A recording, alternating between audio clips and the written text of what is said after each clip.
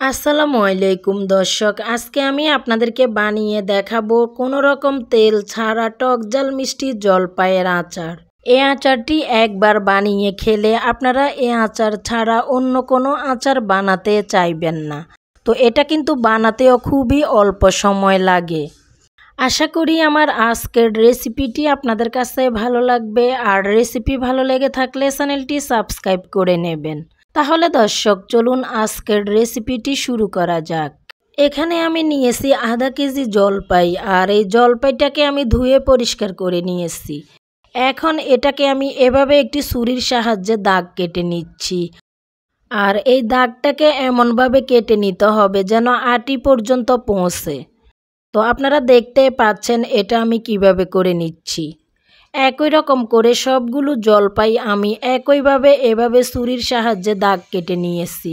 জলপাইগুলোকে যতটা ভালো করে দাগ কেটে নেওয়া হবে, এই জলপাইয়ের ভিতরে কিন্তু মশলাগুলো ততটাই ভালো করে প্রবেশ করবে। একইভাবে জলপাইগুলোকে আমি দাগ কেটে নিয়েছি। এবার দিয়ে দিচ্ছি আমি 1 কাপের 4 ভাগের 1 ভাগ সিরকা, সাথে দিয়ে দিচ্ছি 1.25 কাপ পরিমাণ চিনি, দিয়ে দিলাম 1.25 চা চামচ পরিমাণ লবণ। এবারে সব কিছু খুব ভালো করে মিশিয়ে নিচ্ছি। এটা মেশানো হয়ে গেলে এভাবে রেস্টে রেখে দেব আধ ঘন্টা। অন্য একটি পাত্রে আমি দিয়ে দিলাম 3টি শুকনো মরিচ। এখন এই শুকনো মরিচগুলোকে 2 মিনিটের মতো একটু ভেজে নিচ্ছি। আধা চা চামচ পরিমাণ দিয়ে দিলাম জিরা, আধা চা চামচ পরিমাণ দিয়ে দিচ্ছি ধনিয়া, সাথে দিয়ে দিলাম আধা চা চামচ পরিমাণ মৌরি, 5 ফোড়ন দিয়ে দিয়েছি আধা চা চামচ। এখন এই সমস্ত মশলাগুলোকে একটু ভেজে নিচ্ছি। মশলাটা যখন ভাজা হয়ে যাবে এ পর্যায়ে এটাকে আমি চুলা থেকে নামিয়ে নিচ্ছি।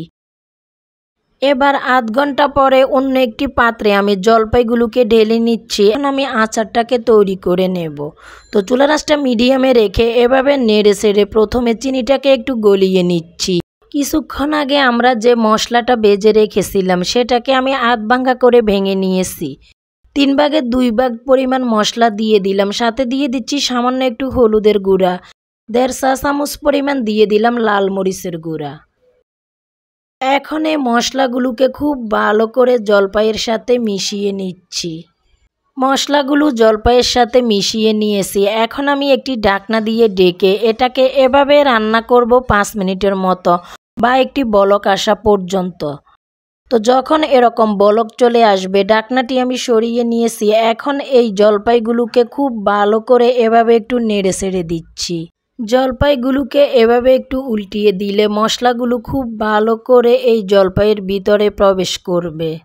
এবার আমি আবারও ঢাকনা দিয়ে ঢেকে এটাকে রান্না করব আরও 10 মিনিটের মতো। তো এই 10 মিনিটের ভিতরে মাঝে মাঝে ঢাকনাটা খুলে এভাবে একটু নেড়ে চেড়ে দিতে হবে, না হলে কিন্তু আচারটা নিচে থেকে লেগে যাবে। প্রিয় দর্শক, আচারটিতে কিন্তু কোনো রকম পানি ব্যবহার করার কোনো দরকার নেই, কারণ চিনি দেওয়ার কারণে এমনিতেই কিন্তু অনেকটাই পানি বের হয়ে এসেছে। আর পানিটা যখন এরকম একটু শুকিয়ে যাবে এ পর্যায়ে দিয়ে দিলাম আমি বাকি মশলাটুকু, সাথে দিয়ে দিলাম আমি 1.25 চা চামচ পরিমাণ বিট লবণ। এতে করে আচারের স্বাদটা বাড়ে। আবারও নেড়ে চেড়ে মশলাটাকে খুব ভালো করে এই আচারের সাথে মিশিয়ে নিচ্ছি। তো এটাকে খুব ভালো করে মেশানো হয়ে গেলে আমি আবারও ঢাকনা দিয়ে ঢেকে এভাবে রান্না করব আরও 10 মিনিটের মতো। চুলার আঁচটা কিন্তু এই অবস্থাতে মিডিয়াম লোতে থাকবে। 10 মিনিট পরে ঢাকনাটি আমি সরিয়ে নিয়েছি, আর দেখতে পাচ্ছেন এই আচারটাও একটু মাখা মাখা হয়ে এসেছে। এ পর্যায়ে জলপাইগুলোকে এভাবে একটু উল্টিয়ে দিলে ভালো হয়, এতে করে মশলাটা খুব ভালো করে জলপাইয়ের ভিতরে ঢুকবে। তো জলপাইটাকে কিন্তু খুবই সাবধানে এভাবে উল্টিয়ে দিতে হবে, কারণ এ অবস্থাতে জলপাইগুলো খুবই নরম থাকে, এটা কিন্তু ভেঙে যেতে পারে। তো কেউ চাইলে এই জলপাইগুলোকে না উল্টিয়ে, যেহেতু এটা অনেকটাই নরম, এভাবে একটু দুলিয়ে দিতে পারেন। এখন আমি এটাকে এভাবে আবারও রান্না করব ঢাকনা দিয়ে আরও 5 মিনিটের মতো।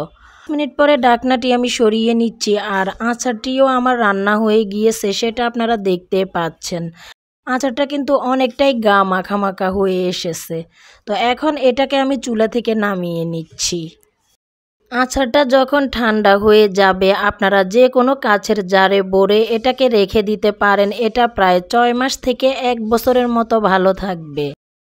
তো দেখতে পাচ্ছেন এই আচারটা কতটা সফট হয়েছে। আমরা যেহেতু আচারটিতে কোনো রকম তেল ব্যবহার করিনি তাই এটাকে মাঝে মাঝে একটু রোদে দিয়ে শুকিয়ে নিতে হবে। এতে করে আচারটি আর নষ্ট হবে না। তো দেখতে পাচ্ছেন এটা কতটা সফট হয়েছে। আশা করি আমার আজকের রেসিপিটি আপনাদের কাছে ভালো লাগবে। আর রেসিপি ভালো লেগে থাকলে আমার ভিডিওটিতে একটি লাইক দিয়ে দেবেন। এতে করে আমি আরও নতুন নতুন ভিডিও বানাতে উৎসাহ পাবো। আজকের মতো এখানে বিদায় নিচ্ছি। আল্লাহ হাফেজ।